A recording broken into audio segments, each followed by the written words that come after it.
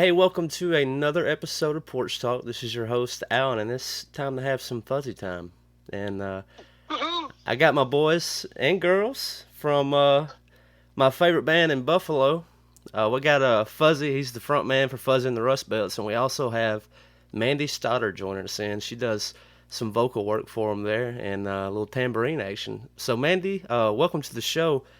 How did you meet Fuzzy and get into the band? So I met Fuzzy at our church. We sing together on our church worship team. And it's funny, actually, years after we met and had been singing together for a while, I think a little before this whole band thing started, we actually realized that I actually was friends with his sister-in-law many years ago. So it was neat to kind of make that connection and just have another layer, if you will, to our friendship. Absolutely. And so, been singing and at the church all your life, or how'd you get into that? I have, yeah. We've been at our church since I was probably about 5 years old. So I grew up in this church. It was smaller when we started, and it's grown since then. And we've grown in our members. So I've probably been singing there for over 15 years. Oh, wow. So it's been really fun. All right, and so just for those who may be unfamiliar with Fuzzy and the Rust Belts, and y'all may want to tag team this, just making the transition from the church to becoming Fuzzy and the Rust Belts. Fuzzy, how did all that take place again? Well, yeah, quick recap. I was writing a batch of songs, and just over the span of a couple of years, and finally it was to the point where I'm like, I need to record these. So I got in touch with a friend of ours who actually did sound at our church for a while, and he had a background in recording, and I said, Carl, let's get together and make a record. And he was like, all right. So as we got into it, we're like, we're going to need some players, because the songs they just needed more instrumentation. We would have been doing a disservice to the song, hadn't we? So anyway, playing on the worship team, we had tons of musicians to pick from, and so we picked the best, and one of the best vocalists that we have is Amanda Stoddard. So I asked her to come on board, and initially to sing on that sweet song with me, and it turned into a couple more, and then a couple more, and then hey, let's take this on the road. Right, absolutely. And guys, I'm excited about what's going on with that sweet song. And by the way, Mandy, beautiful voice. I really like the vocal work there on that song. Thank you. I appreciate that. That one song that turned into quite a road. So it's interesting. Yeah, and so let's go ahead and we'll go ahead and plug that now. Let's talk about what's going on with that sweet song. We got a lot going on, and then we'll talk a little bit more at the end if y'all want to. Absolutely. So what started as the single and the name of the album is turned into a music video. Yeah, absolutely. That sweet song. It's just becoming a thing, man. That sweet song, and it works for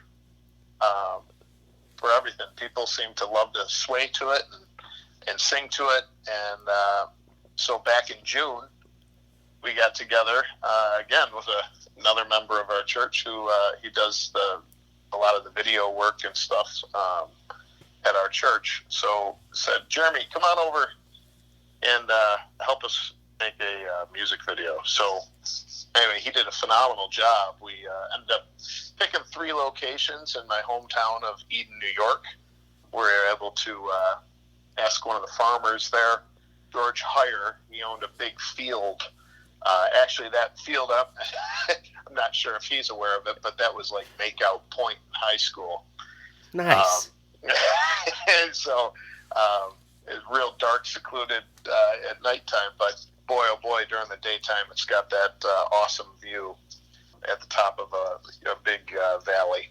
Yeah, man. Just from some of the clips and photos I've seen from like the sneak peeks from the upcoming video, it really does remind me of some of the fields that we have here in Alabama and Mississippi. Really? Yeah, it's kind of that's cool. Yeah, and I mean those makeout points. I mean, definitely a thing. absolutely. Yeah, it was funny you mentioned that because we were just talking with someone the other day, and he was from Louisiana, and he was up in Buffalo, and he said, this part of the state, which is, Buffalo's on the western side of New York, Mm-hmm. He said it reminds him a lot of northern Louisiana, with as far as the terrain and the woods and stuff like that. So it's interesting that you say that. Yeah. Yeah, I mean, it does. It has that southern feel to it with the, big open field with just trees wrapping around it. Yeah. Yep. And then we do have, in certain spots, those tall red pines. Yeah.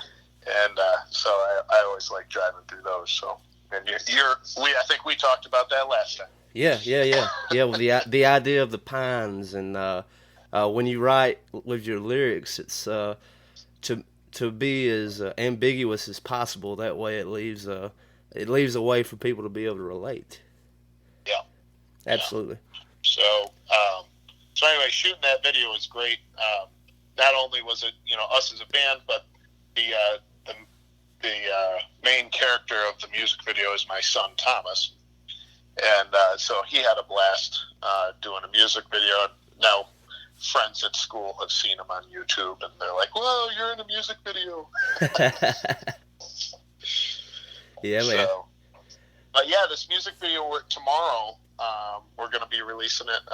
It's going to be debuting rather on Diddy TV, which is really cool Americana, MTV kind of thing online. So it's a big deal. I keep up with Diddy TV. I mean, that's how you stay up to date on your latest and greatest and what's going on in the world of Americana. Yeah.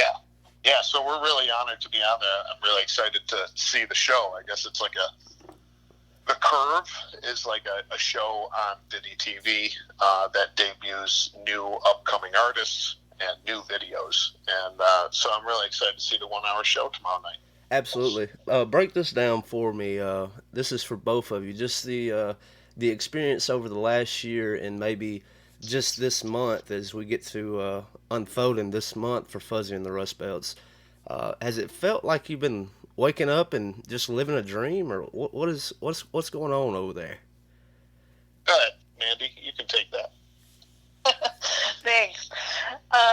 Yeah, I mean, if you would have asked me a year ago, if some of our more recent events, would have occurred or even been in my mind, I would have said not in a million years. So it's been quite a ride, and I actually, I get nervous sometimes now when I get a call and I see that it's Fuzzy. I'm like, what is he calling to tell me now?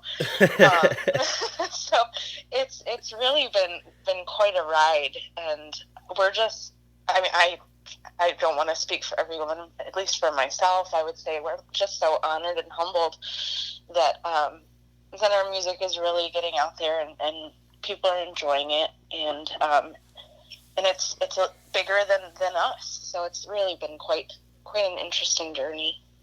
Right. And so, Mandy, you're a school teacher when you're not blowing the pipes on your vocals, right? No, I went to school actually to be a school teacher, but I am a reporting analyst. So I actually work in numbers all day long. So it's quite different from my schooling and my music education and church music background. I got you. All right, so let's move on into just what recently happened, or maybe you can back this thing up for me better. Just with what I've been following y'all, y'all have had quite a bit of traction in getting into some of the Americana Fest, and so let's go ahead and break down that big one that just happened, shall we? The Outlaw Fest. Oh man, well yeah, like just a month or two ago we played Jam in the Valley, which is a huge festival in Buffalo. But then it got to that point where I'm like, all right, what's coming up on the horizon? And bam. So did you ever watch there's a movie on Amazon called Wheeler? Have you watched it? I haven't seen it. That's the first I've heard of it. Okay. It's about a guy who's about my age. He's a little older. He's like 40. But decides to go to Nashville for one last hurrah and to see if he can get noticed.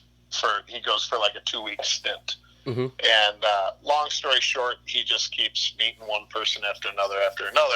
Finally, he ends up recording a 3-track record, is going to get signed to a label, and at the end he meets his idol, Chris Christopherson, who asks him to play at the Ryman with him. Wow. And so anyway, it's a cool movie. I don't want to spoil the ending. It's really interesting to me because, like, I'm a little older. I'm not your typical 20-year-old trying to do music, so it's kind of like I could really relate with this. Mm-hmm. So it's almost like later, I'm sitting on my front porch and I'm picking out a new song on the guitar, and I get a phone call from the WYRK country radio station, and it's kind of their parent company. And the events manager calls me up. He goes, "Hey, Fuzzy, what are you doing Sunday, September 8th?" I said, "Well, I'm not sure. Let me take a look at my calendar." He goes, "Well, even if you have something," he goes, "you might want to clear your calendar." I'm like, "All right, you got to tell me what's going on." He goes, "How would you like to open up for Willie Nelson?" My jaw dropped. I'm like, "Get the hell out of here." He's like, "No, seriously, Willie Nelson, what are you saying?" And without hesitating, I'm like, "Absolutely yes." Mm-hmm. Yeah. How could you say no to that? Right. I didn't even tell him, "Hey, let me check with the band. They might have a conflict." I'm like, "Nope, we're doing it." Yeah, and so like I saw in some of the photos, I don't know if y'all were just trolling Mandy, but someone got there a little late. Yes, just a little. Listen, when you're the only girl, you gotta, get some stuff in order. Someone had to get her hair done. I don't blame you. Yep. I'd have been. Fuzzy, you got to get your hair right too, right? I know, man. It's tough. It's tough being pretty. It takes a lot of work to manage this head. I'm telling you. All right, so just give me a little bit of that experience. You got your backstage passes, and what all did that entail, and what was that like just to be behind the scenes with Willie Nelson and Bonnie Raitt and just some legends in music? Yeah, Alison Krauss and So like one, I was very unfamiliar with a large scale production like this. So it started off, once we, gave the verbal agreement to go, then I'm getting all these emails. We need your stage plot. We need a line input list. We need a hospitality writer. We need W-9s. We need all this stuff. So, like, if there was ever, like, a... what is that? How-to for dummies kind of thing. I was searching Google. I'm like, I didn't know what a hospitality writer was. Well, apparently that's the thing artists tell they want the blue M&Ms, Mm-hmm. And so anyway, once I got all that figured out, I was a little set at ease. We had a few things that we had to iron out, but once all the paperwork was in and the day came about, it was pretty easy getting in there. And I get a little nervous. Mandy knows. Sometimes I seem like I'm a little rude and I get a little hyper. And it's just because I'm nervous. And so she's like, "Hey, where do I turn in?" I said, "At the green fence." She's like, "Near the rider truck?" I'm like, "I don't know, near the green fence." She's like, "Yeah, near the rider truck." I'm like, "Get over to the green fence."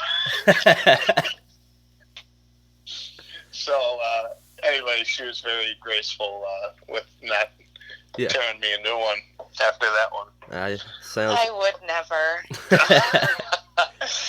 But getting backstage once we were settled, because unloading and the whole production side, it's intimidating. And we were fortunate to have our friend Carl be our front of house sound engineer.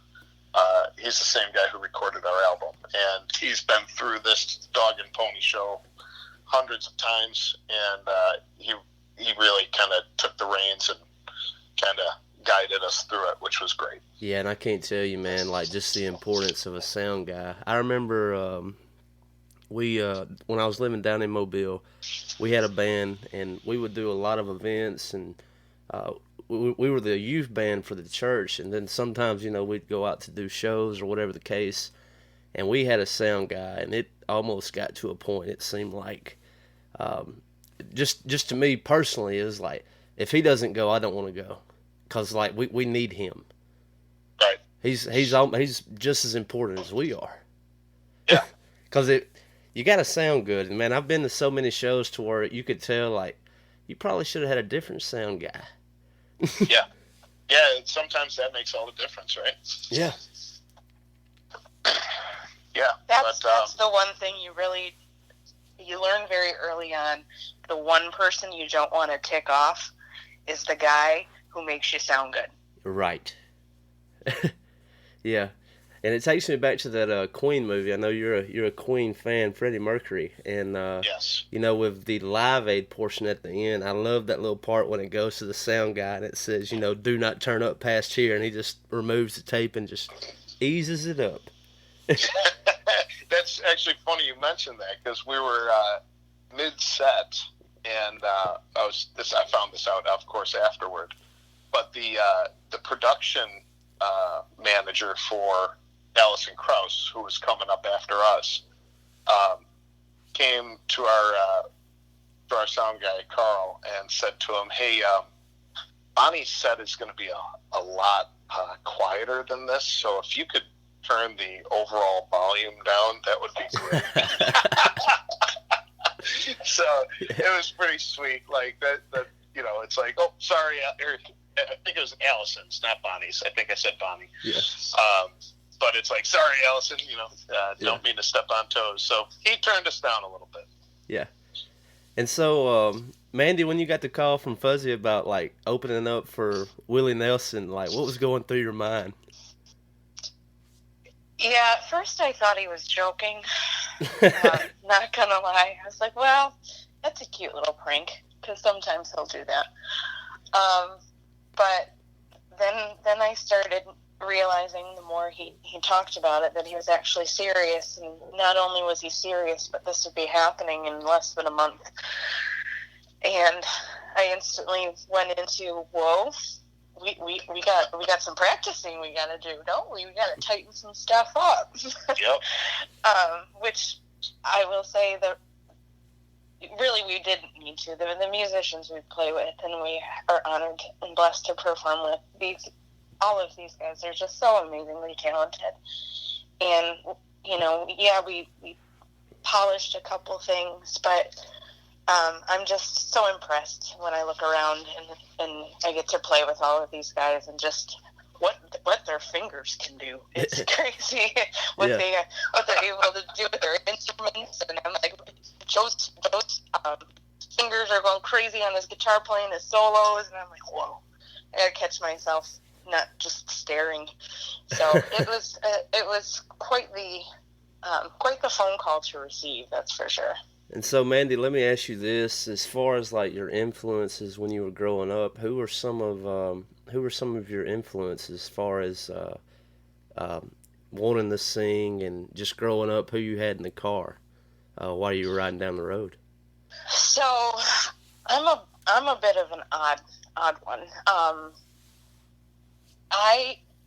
The rest of the band knows this, and it's nothing like our genre of music, but I am obsessed with Barry Manilow. So that's obviously not Americana in any way, but he is an amazing performer and songwriter. But my father was actually a local radio DJ. So I went from listening to all sorts of things, from soft rock to folk. I will say I geeked out when I found out who else was playing with Willie, because I do love it, Alison Krauss, and do remember listening to a bit of hers and Union Station's music. So that was pretty great. But as far as like the Americana country folk kind of genre, I mean, Grew up with some Gordon Lightfoot and some John Denver and Peter, Paul, and Mary. So I'm a little more on the folk side of it. But, yeah, those were definitely played around my household all the time. I got you. And so, guys, as y'all are getting in there and sound is checked and you're getting ready to step, or we've already gotten past the step up. We've already talked about how the sound guy had to bring you down a little bit. What was it like just being backstage? Did you get to kind of meet and greet everybody before you went out, or how did all that go down? Yeah, we did. It was kind of, you got to meet everybody sort of as they, once it got dark, everybody kind of came out of their dressing rooms or buses. Alison was walking around a little bit during lunchtime, grabbing some food from the catering tent. But that was another thing, like top-notch food, man. It was like primo. Yeah. You know, it was nice. They had everything because, you know, Mandy's got a seafood allergy, and Eric, you know, he's gluten intolerant. So, like, they had everything for everybody. Oh, yeah. Even gluten-free beer, which was awesome. So, you know, but the whole backstage environment, it was like, it was busy. You know, it's just always something buzzing. You know, whether, you know, they're doing a changeover, or you've got people in the production office, you know, handling, you know, press and things with the venue itself, or, you know, the people working and making sure the buses and everything's clear so that buses can get through, you know. Mm-hmm. I would say we learned a lot from that production side. Like, there's more than just, you know, plugging a couple instruments in and playing. There's a whole operation. And the way these guys operated, it was really cool to watch, you know, just even having risers on wheels, you know, for the drums. And, you know, they set all of, you know, Newt's drums on his riser, taped them down, and then they wheeled that sucker right off, and until it was time to wheel it back on and lock it down. Man. So, yeah, it was really cool to see all that backstage. And so, just for the band, do you still do all the booking, or have you got a booking agent, or how is everybody just, they have to go through you first, or how's that work? Yeah, I've been doing the booking, so it's good. It's fine. It's a lot of work, but, you know, we're not to that point where I feel that, you know, we need someone to handle it and, you know, take 20%, you know? Absolutely. So, and I mean, with your setup and like the company that you have at the church that's got your back there, I mean, you've got everything you need. Yeah, and that was the thing. Like, you know, Mandy's brother, Evan, and then Joe, our guitar player, his good friend, they stepped up and they offered to be guitar techs for us. And, you know, they stood on the side of the stage, made sure we had a freshly tuned guitar, and, you know, or we're there in case of a string popping or whatever. Yeah. And so it's good. You know, we've got a good support, people that support us, and good system there in place. Gotcha. And so at the end of the show, I saw that after it was all said and done, everybody came out to do, was it I'll Fly Away? Yes, yeah, I'll Fly Away. Willie Nelson invited all his friends to come on stage and sing the last song with him. And thank God my wife was there, man. I almost missed it. It's like, because, I don't know, like, Mandy, I'm sure you can attest to this. You kind of had to pinch yourself every now and again, because it felt like you were watching a movie of someone else's experience. I imagine so. It was a surreal experience, and my wife's like, "Get out there! It's time to go!" And went out there and harmonized with the best of them. So it was really a lot of fun, just closing out the show like that. Yeah, man. And so just to project back to the music video and Diddy TV, and like, so what's next for Fuzzy? What have you got going on?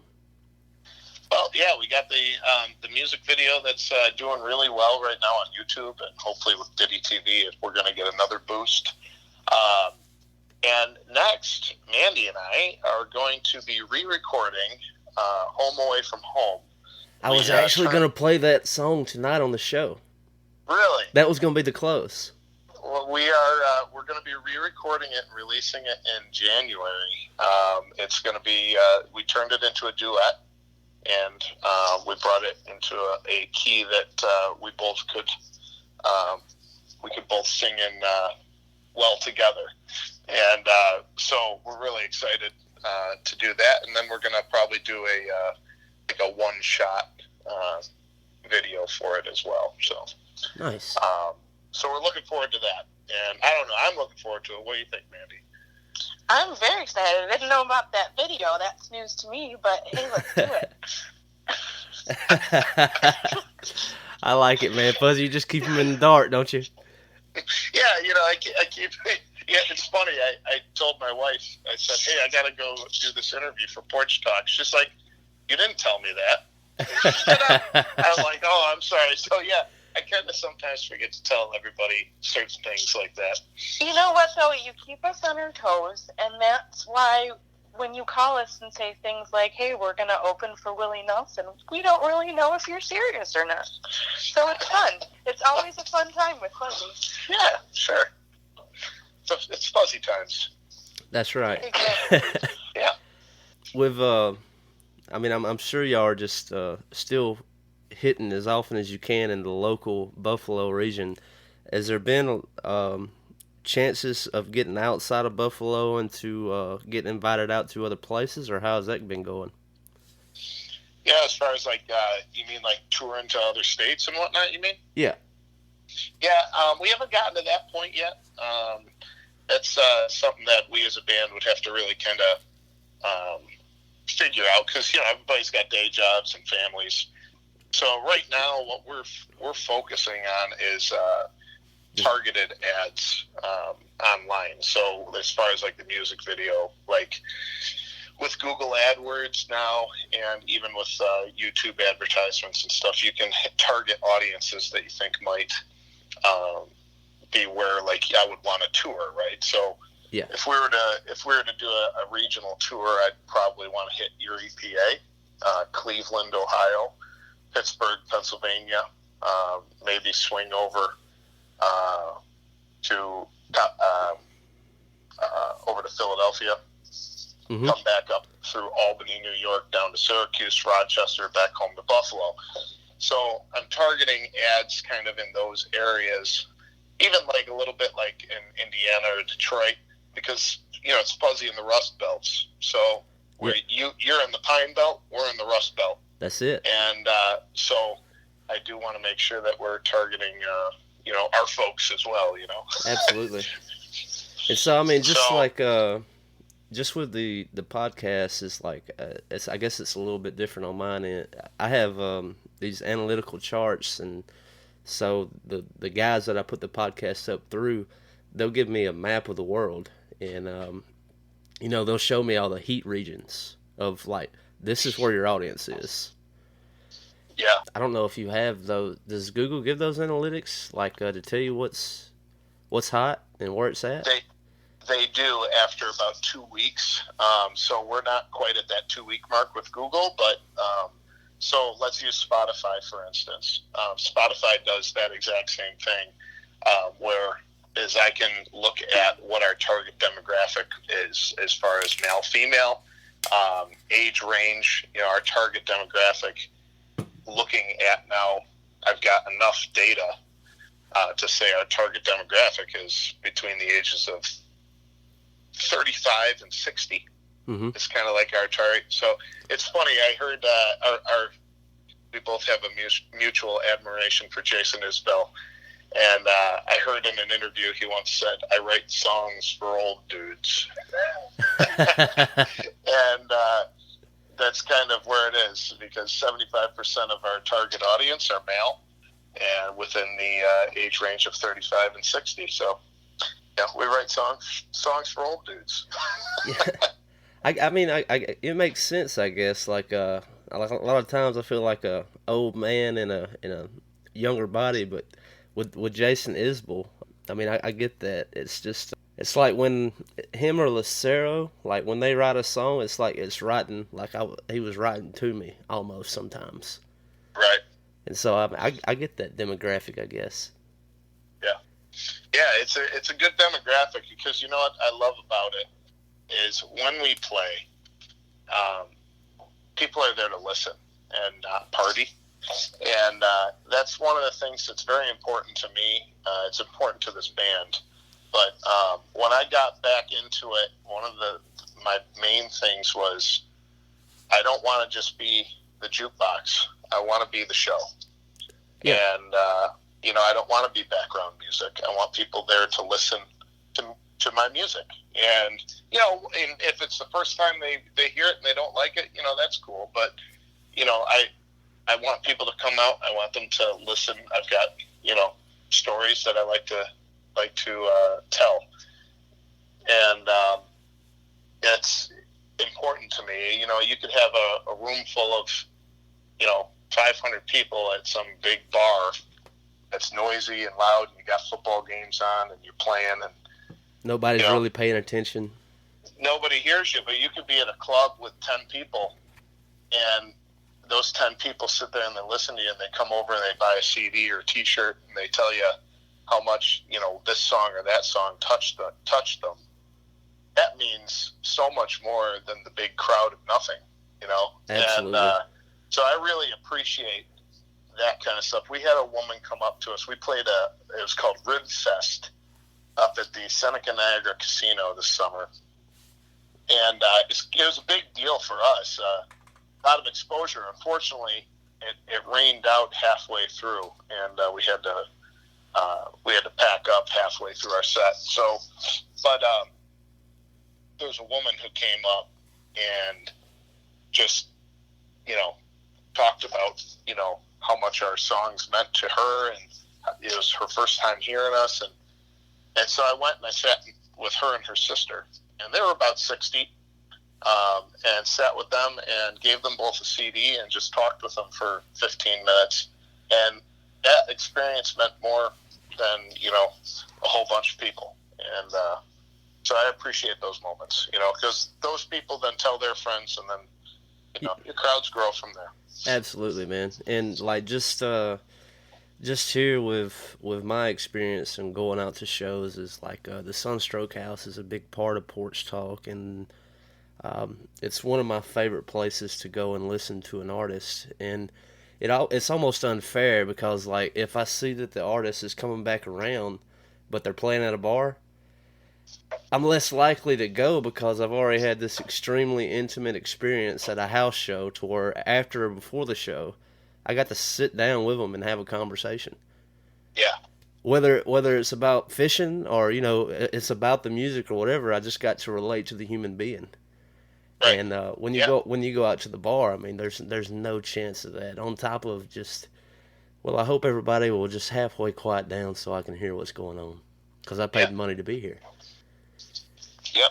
And not to say that, those bar bands don't need their pats on the backs because we need them. Yeah, we need all the help we can like get. That.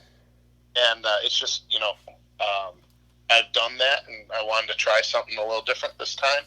And, so far, being a little abnormal is working really well for us. I like it. We're taking the approach of, we're not going to be playing every weekend, maybe once every 6 weeks kind of thing. And, I'll sneak in an acoustic show then in between. And it's been good. It's been a good ride so far. We've had a really successful 2019. Yeah, and so I wanted to open this up for both of you and to bounce this off of you. I was having this conversation, it was just yesterday, and we were talking about CDs and vinyls, and I'm not the biggest streamer, and like you were kind enough to mail me 2 copies of your album, and I kept one for myself, and then I loan out the other one to people I think that's going to like it, and to turn them on to it. And like we were talking about is I was excited. I had just went down to the record store and grabbed a couple of CDs just some things that I had wanted, and they was like, you could just look it up on YouTube or you could stream it, and I was like, it's just not the same to me. Yep. Yeah. No, I agree. Unfortunately, it's a dying item of merchandise now. To the point where it's like, well, do CDs even matter anymore? And I think they do. I think there's still people that appreciate them. I think, though, the way we go about getting those CDs out there, we might have to rethink it a little bit, because it is so much easier now with Spotify and Apple Music. Yeah. People just go on, and, it's cool as a performer, because I can just say, hey, check us out online or Spotify, check out Fuzzy and the Rustbelts, and boom, all of a sudden you've got this huge bump of, the next day. But, there's something to be said about putting together that package, the artwork, the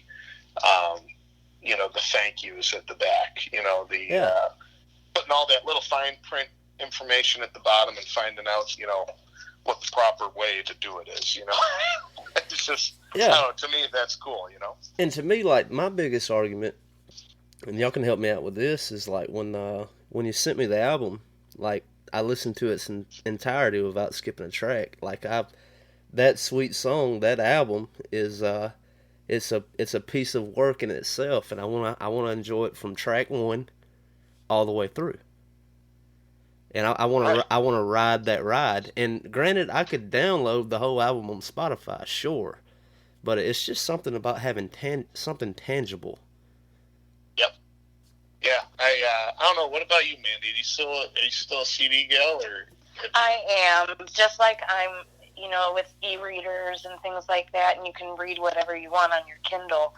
Yes, it's great for the accessibility of it, but just to be able to tangibly have something where you can put down an experience. To me, streaming is just for background music. I love the availability of it and accessibility, but if I really just want to sit down and enjoy an album, I remember vividly when Fuzzy handed us the CDs once we had them, and I got to just go home and sit for an hour and enjoy, and that was such a great experience to me.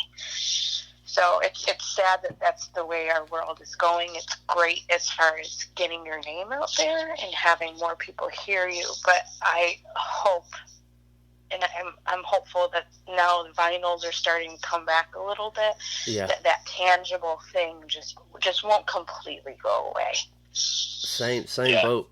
Because I think about, like, vinyl. There is a resurgence of vinyl. It seems to be all over the country, possibly all over the world. I can't speak on that, but I know just locally in this area, people are really buying vinyls again, and that's a great thing, because I mean, we have artists now, and some of them have been on the show, and some of these guys are going to come on the show, and I'm having this same conversation with them. Is it's almost gotten to a point to where I don't even write albums anymore. I just write a song, or I'll just write an EP, a 3-song, because they're not going to buy it. They're just going to stream it. So what's the point in putting the time in to make a whole album when nobody's going to buy it? Well, and that's the thing with, like with a actual tangible copy of your album, it's an extension of your music. It, like, if you look at our album cover, beautiful work, dude. it literally encompasses the entire album. The struggles, between, you've got good and evil, you've got, hurdles, you've got, not only all those metaphorical things, but you actually have the physical, the mountains, the greenery, the skies. It represents every topic in that album. Mm-hmm.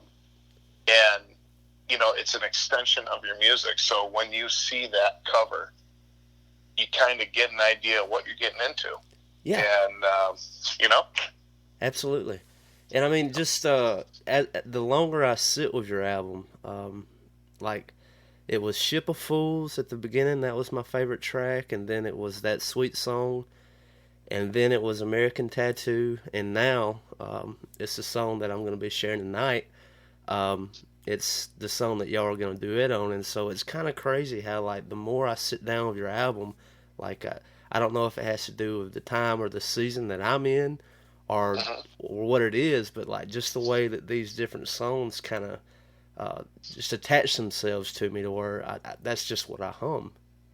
Yeah, that's cool to hear because I do that too. It's like, we were talking about this too. I think, Mandy, we're in rehearsal and you're like, yeah, I'm kind of sweet songed out.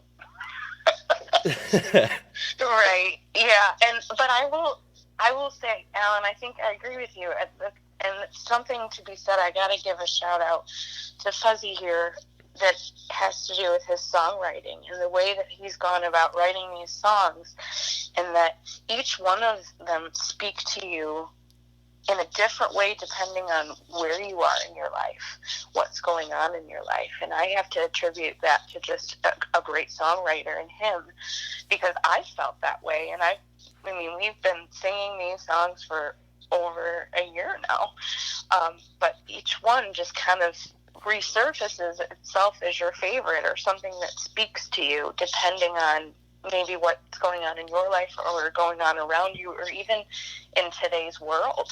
Mm-hmm. So I definitely can see what you're saying, and I got to give it, all the credit to him for his songwriting skills, and that could be why, we have some pretty big names asking us if we are actually out in Nashville versus little old Buffalo, New York, because they're of that quality.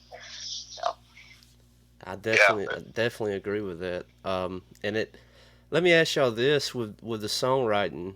Is there a time, like maybe, I don't know if y'all are in the process of writing more songs, has it become more of a band thing, just apart from music, but maybe you and Mandy sitting down lyrically and writing together, or how's that? Are you still doing all the writing? Yeah, I'll come in pretty much with an entire idea, and we'll go from there, and just kind of, everybody will get the compliments to the song and stuff like that. So we haven't gotten to that. Right now, it's been so busy that, I've got a whole, my voice memos are filled with songs that, need to be tweaked and here and there. But we finished one song that we played this last show called Long Lost Wind that I'm really proud of. We've put that together, and we really came out with a really nice new ditty. So new songs are on the horizon, and what we're planning on doing is getting through this album cycle probably by next summer. And once we do that, we'll take a little time, and we're hoping at one of our shows, we got a show coming up sometime later this year, again at the 9th Ward, where we had our CD release. We're hoping to get some good recordings there for a live album in between albums. So yeah, man. So looking forward to putting that out possibly late 2020. A live album of 6 to 10 songs or something like that. We'll see what we can get together for that, and then we'll push those through the winter, and then hopefully do some recording, and I don't know, maybe we'll have a new album in 2021. I hear you, man. Well, man, as a fan and a friend, I am just ecstatic about what you're doing, and I cannot wait for some new material. Well, thank you, man. I appreciate it. Yeah, man. And so, just as far as like projecting out upcoming shows, do you have the next one booked out just for listeners? Maybe they're in the area and they can be looking forward to that. Yeah, actually, next Tuesday, myself and Eric, our bass player, we're going to be over at the Mohawk Place in Buffalo. We're going to open for the Talbot Brothers, who are a really cool acoustic duo out of Portland, Oregon.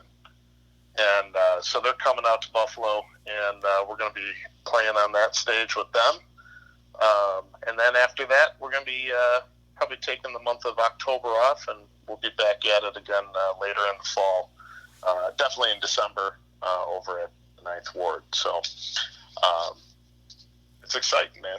Absolutely. And so just to go back to the Ninth Ward just for a second, that's a special place. Yeah, it's kind of like holy ground, right? Right, Mandy? Oh, absolutely.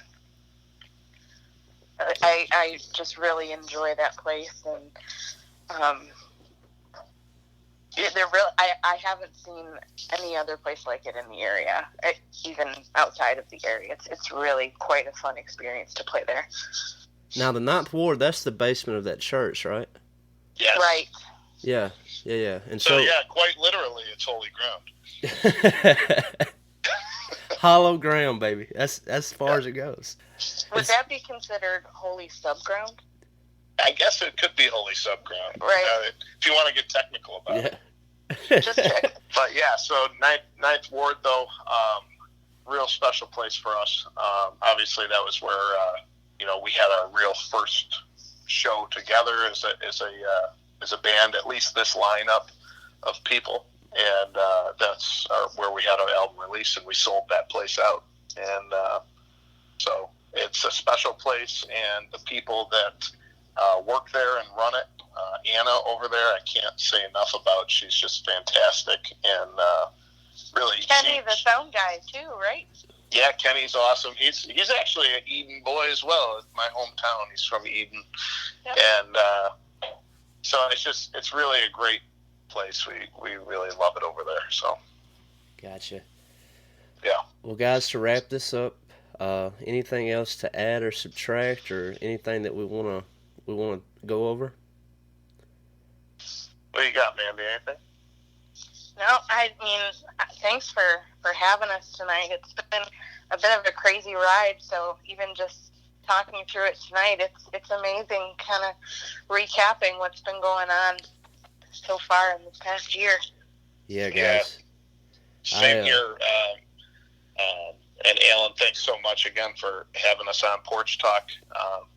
It's always fun to sit down and have a chat with you, my friend. Yes, sir. So, guys, y'all keep on doing the thing. I'm so excited about just following y'all on social media and just seeing what all y'all are doing. I remember it was just months ago. I think it was just an Americana group or the NPR time. However we found each other, and I remember from that moment to now, and I'm like, this is an exponential change.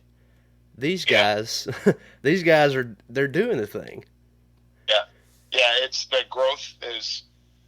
It's been a 45-degree angle since the beginning of 2019. It's just gone up, and up, and we're truly blessed to have the support from folks like yourself and family and friends and people who come out and see us.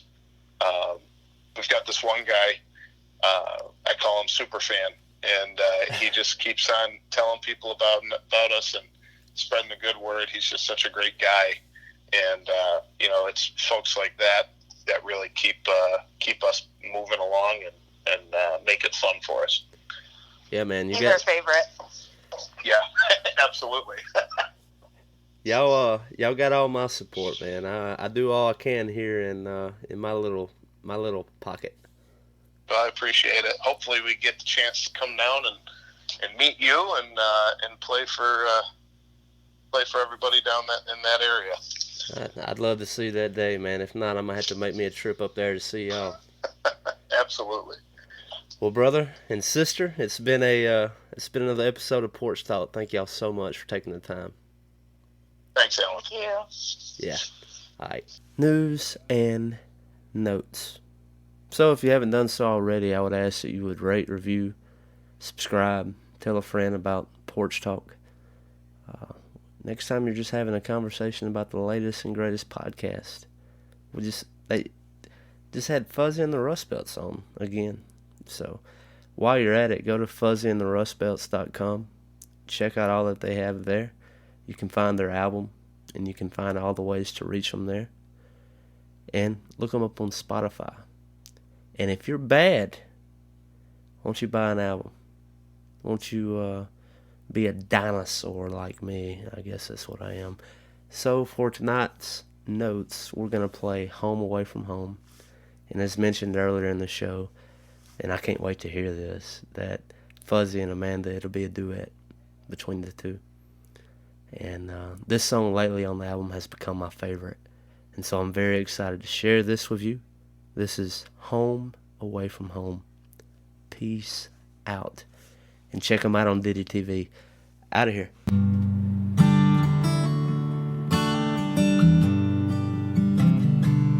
Take me home, away from home. And I've been wanting for so long, and I can't sleep, and the whiskey's almost gone. Take me home, away from home. Summer's gone and the leaves are changing. Cold as a river of this dark, uneasy feeling. And I've been sinking inside. Should I just say my last goodbye? Take me home, away from home.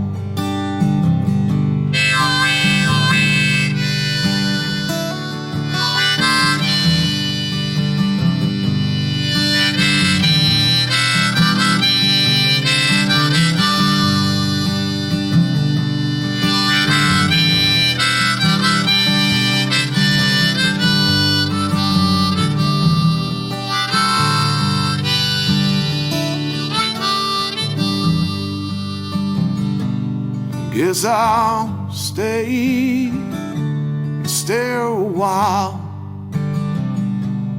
with this dull, nostalgic smile,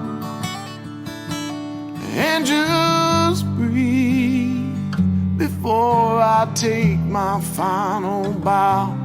Take me home, away from home. Take me home, goodbye to darkness, goodbye to everyone, as I spark the brain. Take me home as I descend into this grave, with all the rottenness and shame that I have caused. Lord, I'm down on guilty knees. Forgive the sinner and set my soul at ease. Hey, Mr. Taylor, please sew a double breast in Oxford, please. Take me home, away from home.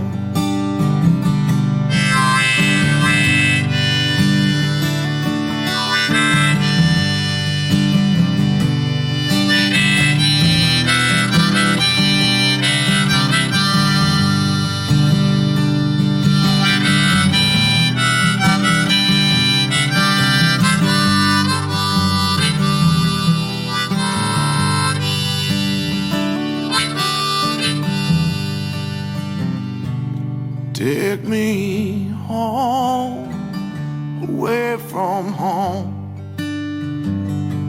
Sing that old familiar song. And don't you cry as I ride out to greet the sun. Take me home, away from home. Take me